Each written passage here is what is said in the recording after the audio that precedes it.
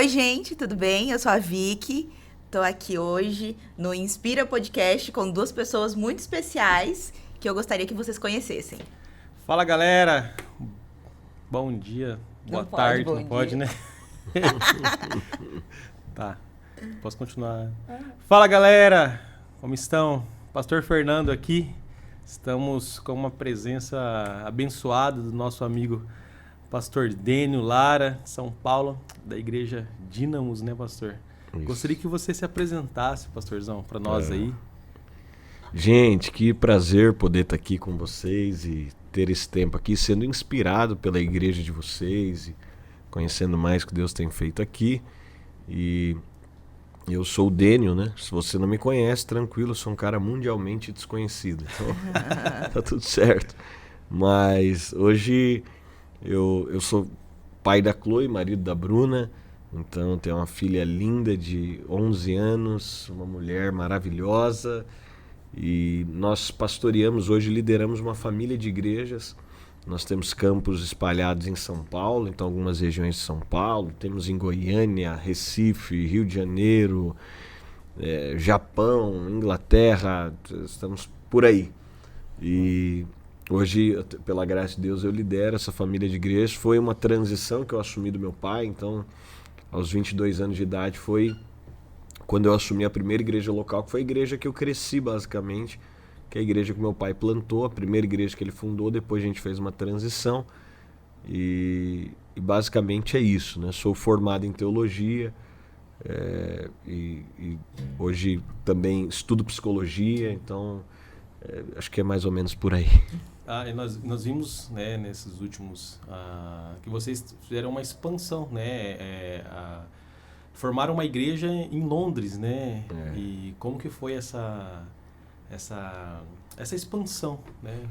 Rapaz, eu acabei de voltar de Londres e voltei agora, literalmente. Passei em casa, deixei as malas e vim para cá. Existe um movimento de Deus, né? A última profecia é que ele converteria o coração dos pais aos filhos e dos filhos aos pais. E o Brasil é a última curva de um avivamento, né? O Brasil, você vai vendo que os avivamentos vão tocando os continentes e chega no contexto da América Latina, chega nos nossos irmãos argentinos e vai terminar aqui no Brasil. Eu tenho conversado com muita gente de Deus que se aprofundou no aspecto de estudar avivamentos e, de fato, crê-se que já não, o Brasil possivelmente seja o último avivamento da história. Por isso é algo muito especial que está acontecendo no Brasil. Por isso, quando eu venho numa cidade de interior, né, com uma logística até complexa para poder chegar com vocês, uma cidade, eu diria pequena, porque comparada à cidade que eu moro, e falo isso com muito respeito à cidade, obviamente, mas uma cidade pequena, e ver o que Deus está fazendo, ver o que Deus está gerando em diferentes lugares é impressionante. Mas existe um movimento de volta do coração dos pais aos filhos. E quando nós olhamos no aspecto espiritual, os europeus são os nossos pais, né? A gente teve a influência americana, mas sobretudo a igreja brasileira é filha, né? E quando nós vamos olhar esse movimento, há um movimento de volta. Eu estava essa semana, né? Quem já teve a oportunidade de visitar Londres, é um lugar que a gente sempre vai, que é a casa de John Wesley. E lá está a primeira capela de Wesley, que era do tamanho dessa sala aqui, literalmente. Ambiente para 25 pessoas, e o movimento metodista vai influenciar o mundo. E hoje a gente vê que existe um movimento de volta e de algo que Deus está fazendo a partir do Brasil, e não é simplesmente algo com brasileiro, porque a comunidade brasileira é muito forte em todas as regiões. Assim, a maioria das grandes cidades do mundo, você falou português, aparece, né? Mas sobre, de fato, um legado histórico e profético do que Deus está fazendo. Quando você vai, e essa minha viagem foi interessante, porque eu fui com um grupo de 25 pessoas. Eu levei um grupo de 25 pessoas comigo, grande parte deles pastores. Então eu fui para ter contato, inclusive, com os pastores britânicos. Então eu cheguei, a minha primeira reunião, a gente chegou, e a primeira reunião foi com um pastor que faz parte de uma denominação que nos últimos 200 anos eles plantaram mais de 40 mil igrejas no mundo, a partir da Inglaterra. Então algo muito expressivo. Inclusive hoje nós utilizamos o prédio da igreja desse pastor. Então nós plantamos uma igreja numa região bem central de Londres. Então nós utilizamos o prédio da igreja desse pastor, que é uma igreja muito histórica. Quando você olha a igreja brasileira, nós somos ainda bebês, né? A igreja o prédio que nós celebramos cultos hoje, ele tem 150 anos de construção. Nossa. Então aquela comunidade está ali nos últimos 150 anos. Então é uma história muito forte. Mas é uma comunidade que tem 15 membros. Então você chega no culto domingo de manhã, tem 15 pessoas. Tem esse retrato de um país que ele foi se tornando humanista e aí a coisa foi se perdendo. Mas por outro lado, eu cheguei lá no ambiente, levando esses pastores para a gente poder ouvir. Mas por outro lado, existe um reavivamento de Deus muito profundo. E o interessante é, a igreja brasileira, no contexto de Inglaterra, ela é muito forte. Nós temos grandes ícones, inclusive pastores que transcendem a própria Inglaterra e são famosos no Brasil, igrejas que cresceram muito, são muito expressivas. Ainda que, quando nós olhamos para um outro país, existe o objetivo de todos de alcançar os nativos daquele país. Essa era a minha pergunta, se o objetivo de vocês era em relação aos brasileiros que moram lá ou aos ingleses. Nós estamos... Foi interessante, porque o que acontece nesse processo? A história dos meus pais é muito doida, eles vêm de uma geração passada, e a própria história da plantação da nossa igreja, ela é uma história muito incomum, assim. Rapidamente, assim, acho que eu nunca contei essa história, mas meu pai é médico, ele se forma em medicina em Belo Horizonte. E no primeiro ano de formado é a primeira vez que ele tem um contato com Jesus. Uma namorada dele, na ocasião, convida ele para ir num culto que uma irmã, esses cultos evangelísticos que a gente faz, que uma irmã vai dar um testemunho, e aí meu pai chega para ouvir esse testemunho. E o testemunho é que essa mulher estava em fase terminal de câncer, aparece, acho que o próprio Deus aparece para ela, ela vê fisicamente uma presença na sala e tal, e resumindo a ópera, essa mulher vive, né, e ela tem todos os exames que comprovam, então nesse testemunho ela mostra os exames, meu pai fica muito impactado, porque também tem muito a ver com a área dele, o contexto ali, e no final do culto ela faz um apelo, se você quer entregar sua vida para Jesus, tal. Meu pai nem sabe exatamente o que ele está fazendo, mas ele tem o impulso, levanta a mão, vai à frente. Quando ele chega à frente, ele não estava de branco, ele não estava de jaleco, ele não estava caracterizado. Ela olha para ele e fala, olha, você é médico, eu te vejo no corredor de um hospital e tal, mas não é isso que você nasceu para fazer a sua vida inteira. Isso vai ser um período da sua vida, eu te criei para ser um pastor, você vai pregar o evangelho e tal.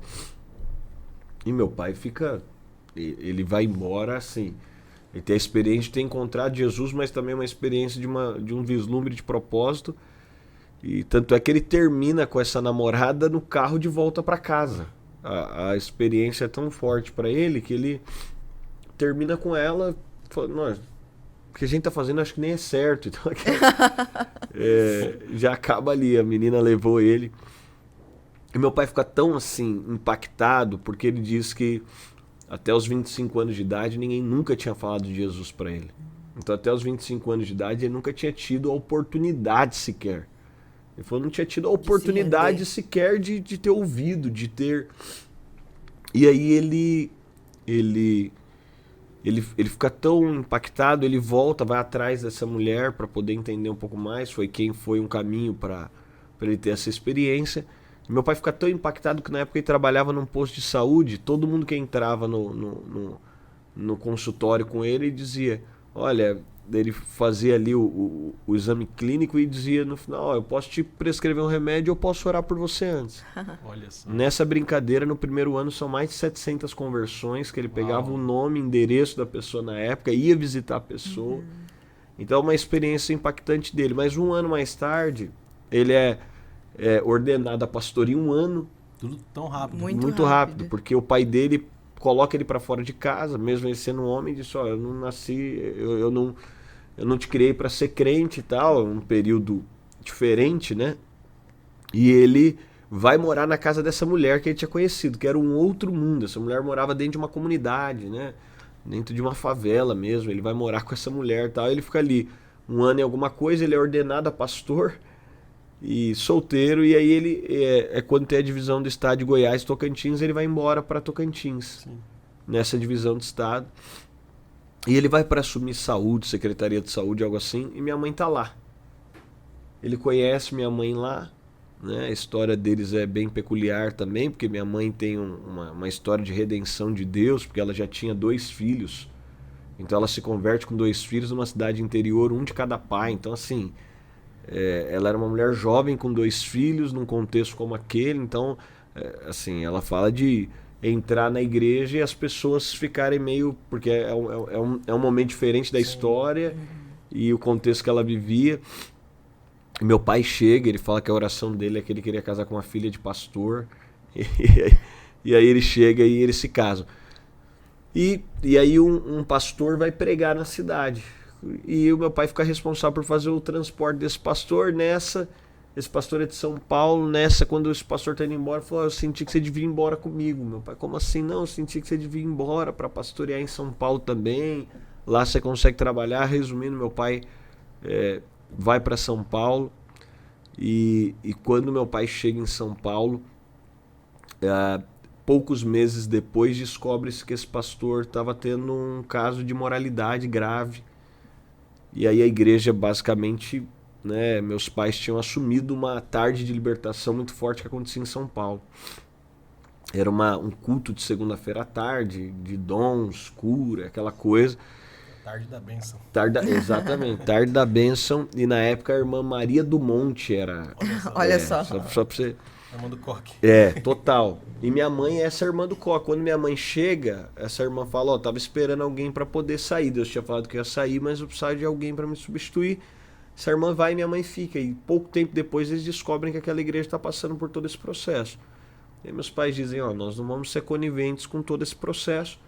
Meus pais então tiram um tempo para orar. Aquela igreja sofre muito porque o pastor escolhe por manter um caso de infidelidade, abandonar a família. Então realmente foi um momento delicado. Eles não conheciam ninguém em São Paulo, tinham vindo por conta desse pastor. E meus pais então vão ficar em casa uma temporada. Nisso, um empresário, então tinha muitos testemunhos essa tarde da bênção, até porque era na zona leste de São Paulo, numa região muito populosa, uma região muito carente também. Naquela época, as pessoas assim com muitas necessidades, ao invés de levar para o médico, então tem casos assim, de muitos casos, de paralítico andando, de muitos casos. E aí meus pais falam: nós não vamos ser coniventes com isso. Eles ficam em casa. E no meio desse processo, chega no meio da tarde um empresário procurando eles, e aí bate lá na casa, porque ele vai atrás, descobre onde meus pais moram e bate lá. E diz: olha, vocês oraram por mim, eu tinha um caso, um diagnóstico de esterilidade, e eu vim aqui numa tarde, trouxe os exames e tal, foi feita a oração, e minha esposa engravidou. Nunca mais voltei aqui, mas minha esposa engravidou, um milagre, minha filha é um milagre. Mas é o seguinte, eu sou sócio de um cara que ele é muito rico, e ele precisa de entrar numa recuperação judicial, porque senão a empresa dele vai falir e tal. E quando ele disse que não tinha mais jeito, eu falei: eu lembrei de vocês, eu conheço alguém que pode resolver a situação. E aí meus pais falam: ok, nós podemos orar. Eles vão até, na época, esse homem ele tinha toda a concessão do transporte de São Paulo. Dentre outras coisas, na época ele estava, assim, era alguém...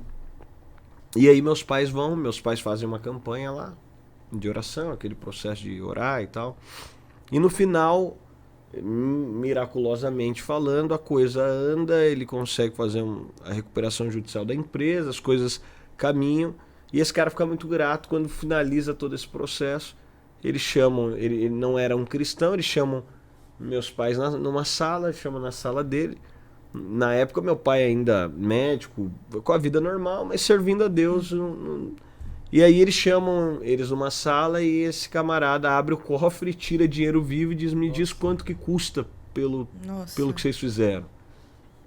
E aí ele completamente leigo, né? Meus pais disseram: não é assim, não existe isso, quanto custa, isso não tem preço, é de graça. Ele falou: não, mas eu quero dar alguma coisa. pai disse, não, eu não posso receber nada seu. Faz o seguinte, você pega isso, você está em gratidão, você dá numa igreja, você encontra uma igreja e dá. Eu falei, não, mas não conheço nem igreja, não sei, eu quero dar na sua igreja. E era justamente no momento que meus pais estavam passando por esse processo. Quero dar na sua igreja. Meu pai falou, não tem igreja. O cara falou, não é possível que você não tenha igreja. Como que você não tem igreja? Meu pai falou, não tenho. E meu pai, obviamente, não explicaria para ele todo o desdobramento, Sim. mas falou, não tem igreja. E aí esse camarada falou, não, você precisa ter a sua igreja então. Olha só. E aí meu pai sente que meu pai sai dali com algo ecoando dele. Dentro dele, ele sente que... Naquela noite não dormiu. Exato. Né? Deus despertando. E aquele camarada Uau. falou para ele, ó, se você abrir a sua igreja, eu, como uma expressão de amor, generosidade... E aquele camarada, ele sustenta a igreja integralmente durante 5 anos. Nossa. Então ele monta a igreja completamente, a igreja não dependeu de ninguém, de oferta de ninguém, até porque na ocasião ela é uma igreja que está nascendo, mas durante 5 anos ele sustenta a igreja integralmente. Toda a folha salarial, todo o processo durante 5 anos é sustentado integralmente. Então assim, por que eu fiz toda essa volta? Eu acho que eu nunca contei essa história. Porque aí meus pais, eles... É muito assim, né? O ministério deles veio muito desse ambiente sobrenatural. E eles só foram passar férias na Europa. Né? Meu pai fez 60 anos, ele sempre teve uma palavra para a Europa. Meu pai já tinha transicionado todo o processo aqui, igreja local, depois as nossas igrejas. Ele falou, eu vou passar férias na Europa, Deus sempre teve uma palavra para a Europa. Talvez eu fique lá 6 meses, que é o período de legalidade que um turista pode ficar. Depois eu vá para os Estados Unidos, fique lá mais uma temporada para poder aprender, ouvir, estar em igrejas, entender o ambiente. Eu digo que assim, a gente está falando de Europa, né? A Europa seria assim um lugar que todo cristão deveria ir para ver, sabe, esse processo. Agora a gente começa a ver focos de reavivamento, mas lá a gente vê o que um país cristão pode se tornar ao longo dos anos. Eu ia comentar sobre isso. Eu tenho algo especial com a Europa, inclusive a bandeira, a capa do meu celular é o mapa da Inglaterra. Uau. Porque eu oro pela Inglaterra desde os 14 anos. Olha aí, nada é por acaso. E eu tô ouvindo você e parece que eu tô ouvindo tudo aqui que o pensando Senhor em já você. falou. Meu pastor. E parece que eu tô ouvindo tudo que Deus já vinha ministrando no meu coração. E a primeira vez, eu tinha 16 anos, quando eu fui pra Inglaterra, fui sozinha. E eu cheguei lá, e eu lembro de chegar lá em Londres, e eu olhei aquilo e falei assim, e eu tava com muita expectativa em Deus, né? Porque eu já sabia que Deus tinha algo pra mim ali na Inglaterra. E quando eu desci em Londres, eu senti uma tristeza profunda. E eu só conseguia chorar. E eu fui do ônibus até a casa onde eu ia me hospedar, na minha host family, chorando sem entender. E mandei mensagem na época pro meu líder de adolescentes, né? Falei assim, olha, eu não tô entendendo, é uma opressão gigantesca, é um trem assim, eu não tô entendendo. E aí ele falou assim, Deus está te incomodando, ore por esse lugar. E de fato, você vê o que um país pode se tornar por ser humanista. É isso. O esfriamento espiritual real naquele lugar. E de um país que tem base, né? E aí meus pais chegam lá, e minha mãe, ela usa uma frase, ela fala, se Deus quiser, ele muda uma lei por causa de você. E aí meus pais chegam para um período de visita. Eu tenho um irmão que mora há muitos anos, meu irmão faz negócios Itália, Brasil, mas a residência permanente dele é na Inglaterra. Então meus sobrinhos, tem um sobrinho inglês, a residência permanente dele é na Inglaterra. E ele é cidadão, tal, mas meus pais foram para um tempo de turismo e estavam ali na casa do meu irmão. E aí uma amiga do meu irmão vai tomar um café com eles e fala, seus pais estão aqui por conta da lei que acabou de sair, porque era justamente no momento que a Inglaterra estava se desconectando da União Europeia. Não, que lei? Não, porque o governo acabou de liberar um pacote antes da saída de que todo parente, eu acho que era de 1º grau, de cidadão legal pode receber o direito de cidadania. Bom, resumindo a ópera, em um mês meus pais estavam legais no país, com direito de permanência. Fala, poxa, tem alguma coisa por detrás disso aqui. Não vou ficar só 6 meses, né? Tem alguma coisa aqui. Aí meus pais começaram a frequentar a igreja do governo, a igreja anglicana na Inglaterra. Então, a igreja anglicana é como se fosse a igreja católica, é a igreja do Estado. Quem é Mas a igreja anglicana é uma igreja protestante, ainda que ela tenha sofrido assim profundamente com esse aparelhamento do Estado.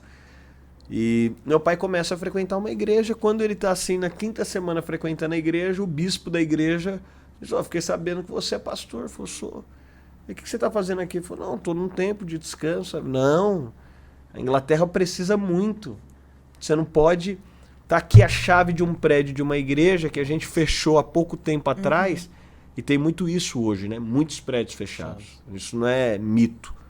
Quando você vai lá, esse prédio que a gente loca mesmo, o culto, eu posso mostrar foto para vocês do culto de domingo. O culto de domingo é um culto com 15 pessoas. Olha só. Uma igreja de 150 anos. Sim. Com 15 pessoas. Então, aí eles começaram a perceber sinais de que Deus estava direcionando. E acabou que nesse primeiro momento a gente...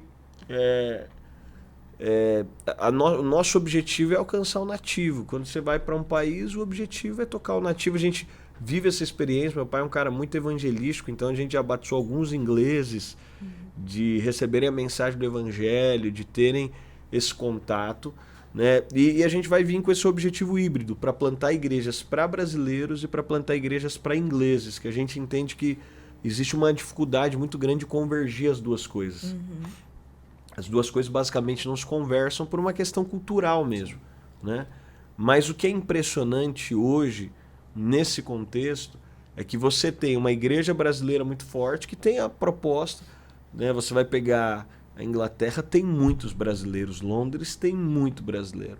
E tem uma proposta para esse público, mas você vai pegar a igreja inglesa, então eu fui muito também para poder estar. E a igreja inglesa hoje, ela está sofrendo um avivamento profundo. Acredita-se que, assim, pós todo esse contexto, é o momento mais expressivo da igreja inglesa. E você tem um movimento chamado New Wine, muito forte. Você tem... e o que é interessante é que por detrás dos movimentos hoje, quando você vai ver, é um brasileiro que é inglês. Um brasileiro que está envolvido. Então, por exemplo, domingo eu estava... E eu fui descobrir que um amigo que cresceu na mesma cidade que eu, ele é pastor batista inglês, casado com uma inglesa, e ele é da Convenção Batista Inglesa. Ele foi fazer para Spurgeon College, se tornou seminarista de uma igreja, esse pastor acabou falecendo e ele assumiu. Então hoje ele está numa igreja que foi plantada pelo irmão de Spurgeon, 1800, porque tem essa coisa das igrejas lá muito legais, de você estar num lugar. E esse cara é brasileiro. Tem um cara que, inclusive, ele tem falado muito no Brasil, chama Pedro Neto, que é um cara, é um brasileiro, só que ele tem muita influência hoje. Esses caras, eles acabaram de pegar assim, prédios muito expressivos no centro de Londres, da igreja anglicana. Então, assim... é algo muito... Eu sei que a gente deu uma volta aí, talvez num papo que a gente não estava nem programado, mas essa é basicamente esse contexto, assim. Uau, que legal. E nós vemos aí que acaba que você começa a cuidar e a liderar esses pastores que vocês estão enviando, né? Sim. Houve uma transição, né, do seu pai para contigo. Sim. E aí você começa a liderar, né, toda a igreja e os seus pastores, né? Como foi esse despertar de Deus na sua vida para cuidar, né, de pastores, líderes? Sim. Bom, eu diria que todo mundo está liderando alguma coisa, né? Esse papel de liderança é interessante porque a gente pode entrar em alguns lugares, você pode entrar em alguns lugares e sair e ninguém te perceber, ninguém te notar. Então você entra e sai, mas não um líder, né? Um líder nunca passa desapercebido. O que eu digo é a questão como você vai querer ser lembrado, porque é impossível não ser lembrado. Um pai é um líder, ele não vai passar desapercebido. Ou ele vai ser um incompetente na função que foi designado a ser, ou ele vai ser, né, um cara que vai deixar marcas de alguém que foi omisso, de alguém que não correspondeu, de alguém que deixou dívidas emocionais. Ou ele vai ser um cara que vai marcar a história, que vai dar identidade, destino, clareza. Então, essa ideia, né, de que eu posso ser líder, mas eu posso me omitir da minha função. Não. O papel de liderança é um lugar que não existe espaço para omissão. Né? Agora, é como você vai ser lembrado enquanto líder. Né? Um pastor, um líder, uma mãe, um pai, um patrão. Sim. Né? Ele vai ser lembrado de alguma forma.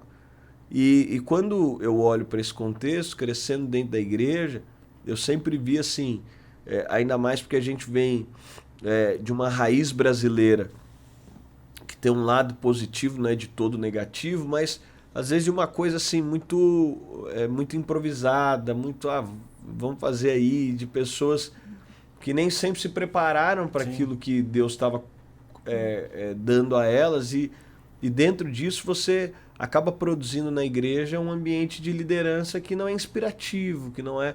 Eu acredito que assim, o mercado corporativo tem que vir para a igreja para olhar o que a gente faz.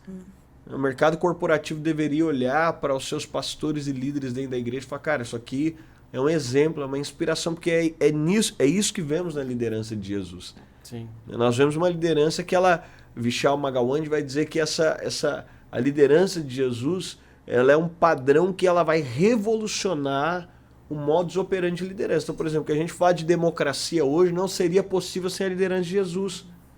Porque até Jesus você tem um perfil de liderança de domínio. Você tem um perfil de liderança monárquico, ditatorial.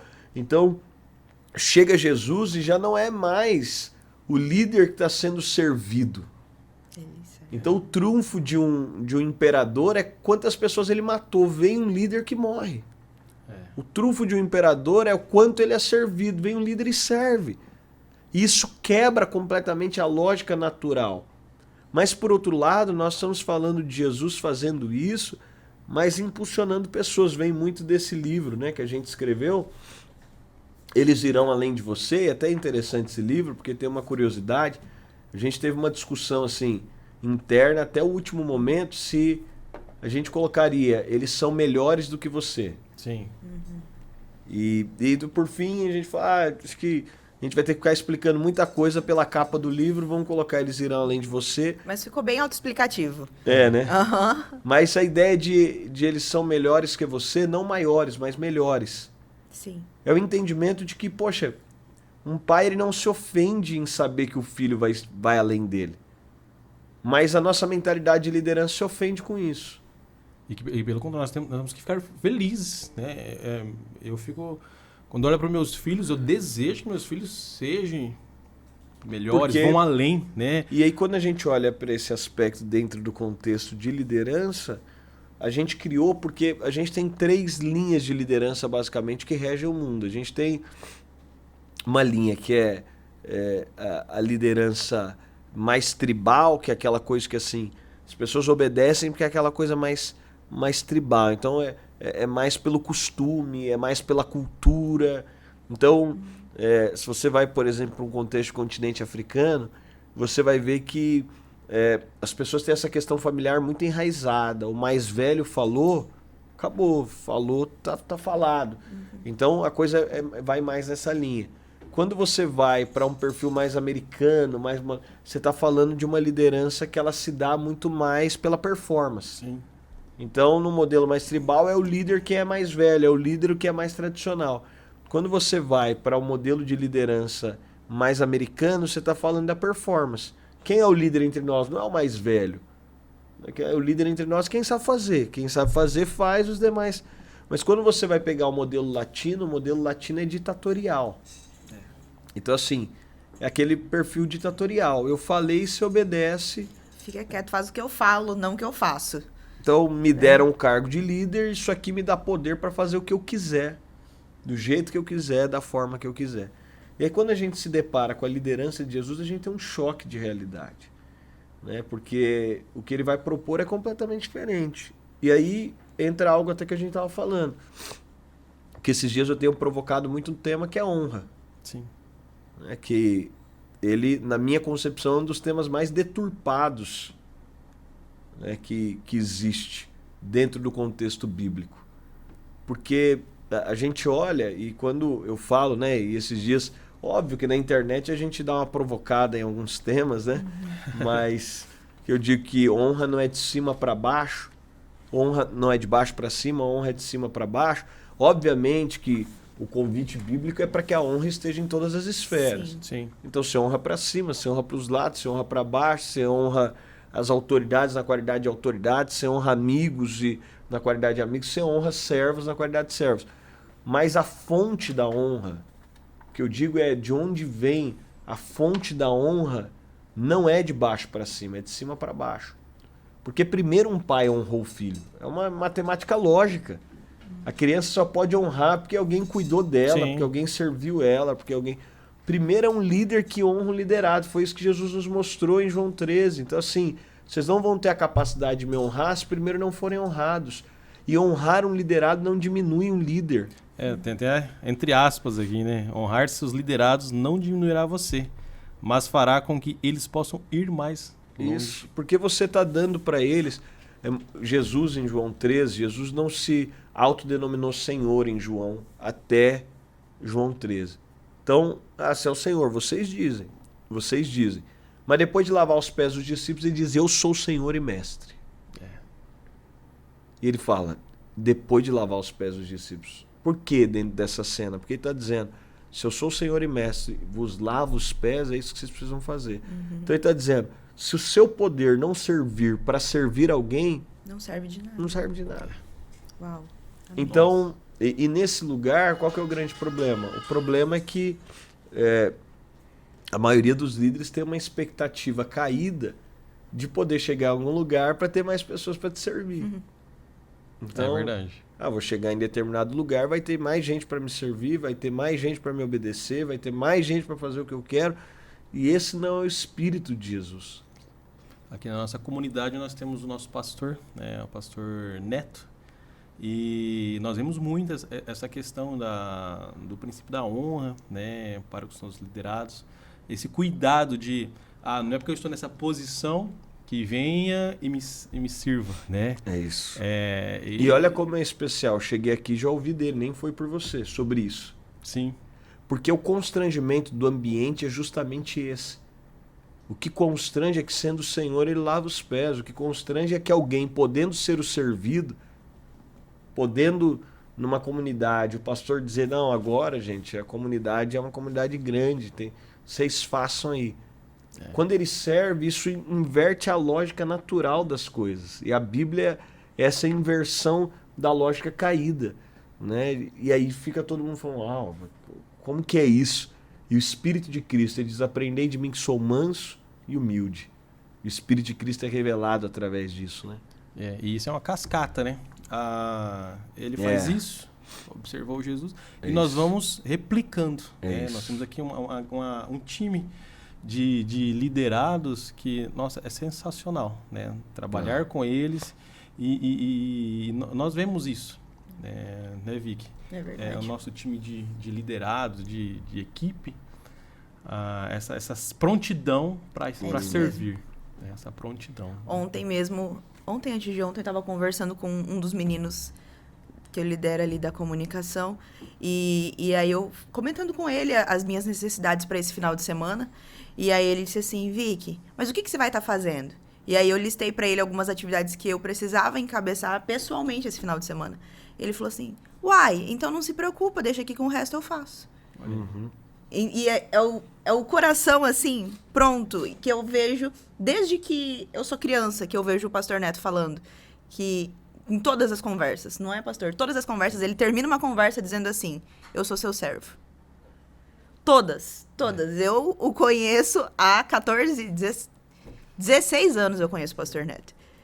E então, com propriedade que eu digo que o coração dele é esse que constrange a gente. É verdade. E isso é maravilhoso, porque isso é a expressão do Espírito de Cristo, mas isso ofende um líder que tem outras intenções, né? É verdade. Então, assim, isso ofende quem está buscando algum privilégio com o que está fazendo. E aí é aquela coisa, porque honra não é o que eu exijo, é o que eu dou. Então, toda pregação de exigência de honra, ela é contraponto à verdade do Evangelho. Então, o Evangelho não tem nenhuma pregação de exigência, nenhuma. O Evangelho não diz, olha, se alguém tiver 2 capas, exija dele. Não, o Evangelho diz, se você tiver 2 capas, você dá a sua. O Evangelho não diz, olha, você vai precisar de amar, olha, ame, exija que alguém te ame como Cristo o amou. Não existe essa palavra. Você não tem que exigir que ninguém te ame, mas você tem que amar. Então, e quando a gente vai para o contexto de honra, criou-se uma ideia que sobre honra você pode exigir. Então, honra não é o que eu exijo, é o que eu estou disposto a dar. Então, um líder, quando ele compreende essa perspectiva, ele entende que, eu digo porque no cenário, sobretudo no cenário brasileiro, é muito assim, o líder mede honra no dia do aniversário dele, ele mede honra pelo tipo de presente que ele ganha. Fica o recado pra vocês, tá bom? Hoje é meu aniversário. Hoje é meu aniversário, eu quero ser honrada. Brincadeira. Mas esse é o senso comum que nós temos.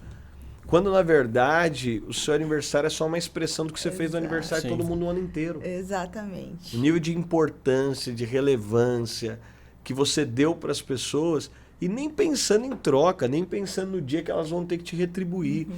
Mas honra, então, não é o que eu exijo. Alguém diz para mim, falta honra aqui. Quando um líder diz isso para mim, eu digo, me fale mais sobre isso. Fala, não, porque as pessoas aqui não me reconhecem. As pessoas falam, mas será que honra é o que as pessoas vão te dar? Ou honra é o que você está dando para elas? Porque honra, quando é o que eu estou dando para elas, não é o que eu exijo delas. Então, essa disposição de entender. Então, assim, Jesus não está medindo honra por aquilo que os discípulos fizeram por ele. Porque se fosse, seria uma grande catástrofe. A honra é medida, tinha honra no ministério de Jesus? Claro que tinha. Agora, a honra não é medida pelo que Pedro, fugindo, né, da perseguição, nega a Jesus e foge. Não, a honra é Jesus lavando os pés dele, depois Jesus em João 21 indo até ele, reafirmando o que tinha sobre ele. Então, porque senão a gente cria também comunidades, e é tão lindo vocês dando testemunho, né, aqui do Pastor Neto, porque senão a gente cria comunidades que elas são disfuncionais. Sim. Porque aí nós invertemos a lógica, porque a lógica do evangelho é que tudo parte de Deus para o homem. O homem não é a fonte de nada. Então, é uma doação de quem tem mais para quem tem menos. E isso constrange quem tem menos. Então, nós o amamos porque ele nos ama primeiro. E essa é a base do evangelho. Não é o nosso amor, é o amor de Deus por nós. E o perfeito amor dele em nós nos constrange a amá-lo. E a mesma coisa acontece. Como que você não vai servir alguém que de coração está te servindo? Como não fazer isso? Como não... E aí é o espírito do evangelho estabelecido, porque aí você não faz por obrigação. Você não faz por obrigação. Né? Você não cria um sistema de honra. Eu vejo que o perigo, né, dessa honra invertida é eu querer aquela posição para que as pessoas me honrem. Né? Para buscar o privilégio. Para buscar o privilégio. Né? E aí você acaba fazendo isso, e aí foge completamente do parâmetro que Jesus disse. Olha, vocês querem ser... Quem vai ser o maior entre vocês? Ele está falando qual que é a lógica da honra. O maior entre vocês não vai ser o que vai ser mais servido. O mais honrado não é quem mais servido. O mais honrado é aquele que vai servir. Então, mas hoje há uma dificuldade, porque você vai na maioria dos lugares e há uma dificuldade das pessoas de compreenderem isso.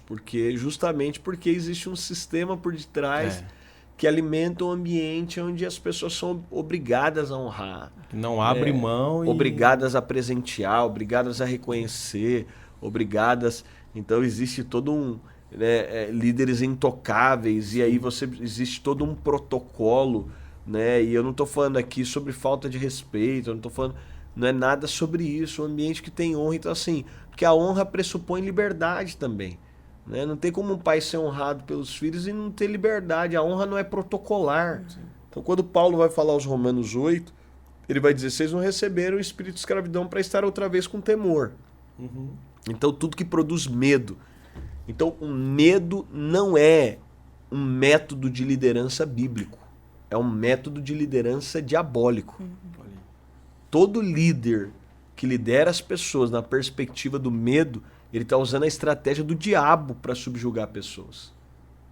Então o medo não é um método para um pai criar os filhos, não é um método para um marido conduzir a esposa, não é um método, mas é o mais fácil. Nós vemos nesse contexto que as pessoas ficam com tanto medo que não consegue sair dessa comunidade. Exato. Né? Fica ali tão com medo, aprisionado, que não desperta que, cara, aqui está sendo tóxico para mim. Escravizado. Então, e quando você fala desse perfil de honra, ela é estabelecida também através do medo.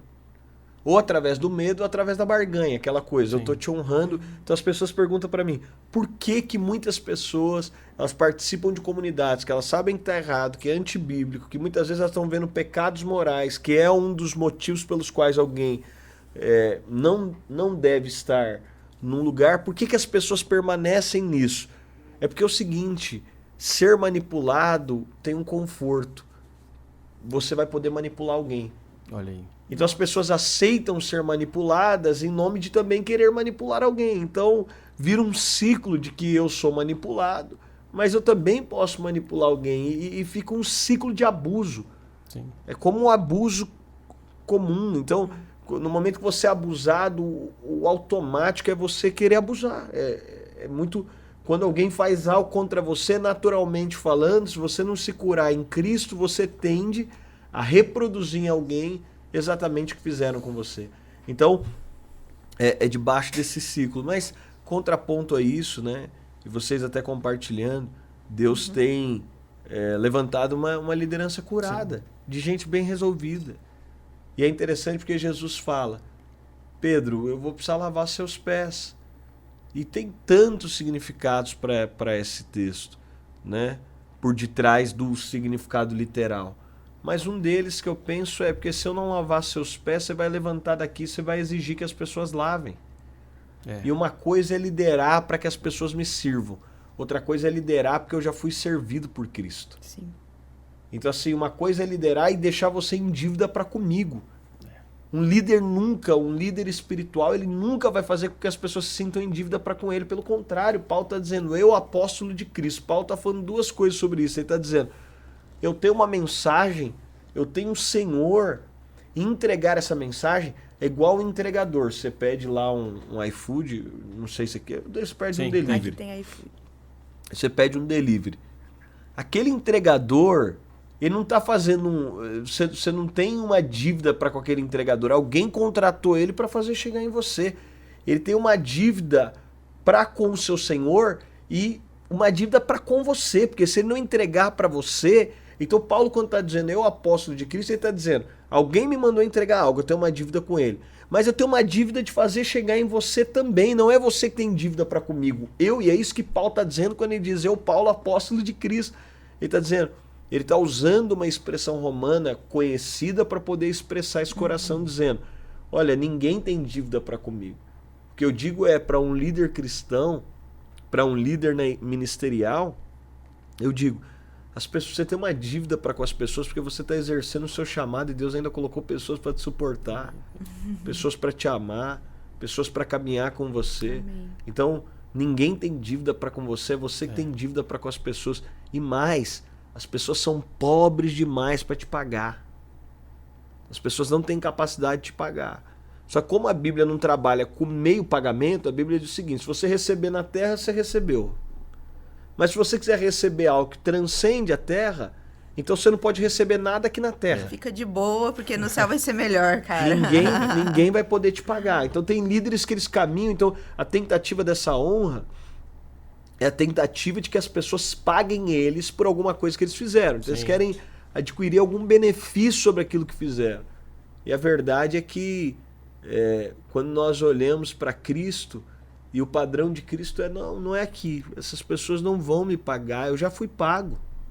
E é isso que Jesus está falando para Pedro. Se você sair para liderar as pessoas na perspectiva de que você ainda precisa receber, você vai exigir das pessoas o tempo inteiro. Mas quando eu lavo os seus pés, você precisa de lembrar que você já recebeu. É isso mesmo. Não tem nada que as pessoas possam te dar maior. Então é aquela coisa, é o entregador que chega na sua casa, mas já recebeu para fazer aquilo. Como que ele está te cobrando de novo? Como ele está te exigindo de novo? Amém. Não, eu simplesmente estou entregando algo. E é por isso que eu tenho facilidade de honrar, de amar, de me doar. Então muda muito a perspectiva pela qual a gente faz e como a gente faz o que faz. Né? Então, Amém. Um dos momentos que nós temos com nossos líderes de pequenos grupos, né? A gente sempre usa até a frase que o senhor seja um líder inesquecível, né? Para que você, no ambiente que você está, né, seja aquele líder inesquecível, que as pessoas vão olhar e falar, uau, é um líder inesquecível. Isso só pode acontecer no ambiente do amor, né? Isso mesmo. A Bíblia nos propõe um ambiente e utiliza até mesmo o contexto da paternidade. Eu sei que a gente, né? Esse é um outro tema que líderes manipuladores adoram, né? Essa ideia de paternidade para poder subjugar as pessoas, obrigar as pessoas. Mas quando a gente fala de paternidade, se você resolver ser pai de alguém, a situação está muito mais complicada para quem é pai do que para quem é filho.